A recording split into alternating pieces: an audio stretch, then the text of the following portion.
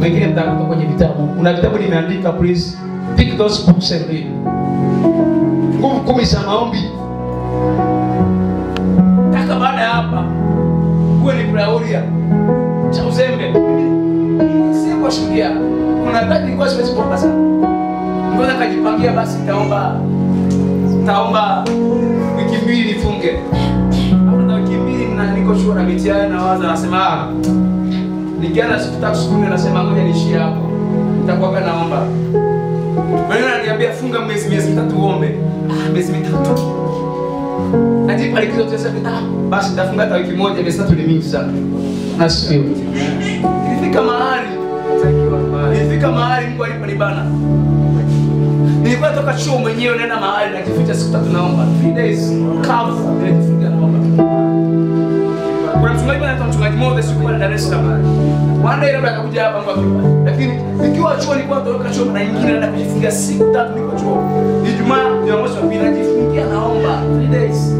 Sina mke, sina mtoto, sina mchumba, sina chochote. Lakini what I need I need God. Kama hamu yako ya njaa, kama hamu yako ya maombi haijashidi hamu yako ya chakula bado unajera kufika. Kama njaa yako ya maombi haijashidi njaa ya pilau na supu chapati mbili. Bali panga supu chapati mbili nani? Chai chapati mbili, supu chapati mbili. Kama njaa yako ya maombi haijashidi njaa ya supu chapati mbili. Mtumishi wa Mungu baada ya madini. You need to give yourself prayer. Kuna anga hapa limefunga hapa limetanda. So you need to pray mpaka hapa patapokea. Hasa baba na kushukuru. Pray, give yourself prayer. The time came. Wakati ulikuja, siku 40 nilikuwa naziona ni kama wiki. Siku 40 nilikuwa naona kama funga siku 40 kisha kawaida. 40 days. Miezi. Mwaka. Na ilipishika. Asifiwe. Mwaka 2014. Nenda Dar es Salaam. 13 nafikiri Dar es Salaam. Akaja mtu mmoja kushuhudia pale kanisani. Akaana shuhudia alipokuwa ameomba anasema nilifunga mwaka 92 mpaka mwaka 95. Bwana kashtuka na kushtuka kabisa yani. Nikashtuka sana. Nilifunga mwaka 92 mwaka. Ni mtu angaika hapo akasema kuna milima. Ukienda pale Sengerema kuna mlima fulani unaomba watu wa mwanzo kuna mlima fulani hapo. Anasema nienda kuomba mwaka 92 mpaka mwaka 95. Kwa hiyo ndio chakula cha John Daudi ni maombi. Hasa mwaka ulifuata kufunga fulani baadaye sikafunga mwaka 96 mpaka mwaka 99. What kind of prayer is this? Bwana asifiwe. Amen. Hallelujah. Amen. Apostle anaongea Mungu anampa unabii wa mataifa. Alikuwa amekuja pale Kariakoo mito ya Baraka akatupenda sasa pale alikuja na unabii. Ametokea Kongo anazunguka. Mungu anampa unabii. Anasema nikafunga mwaka 92 mpaka mwaka 95. Kafunga mwaka 96 mpaka mwaka 99. What kind of prayer is this?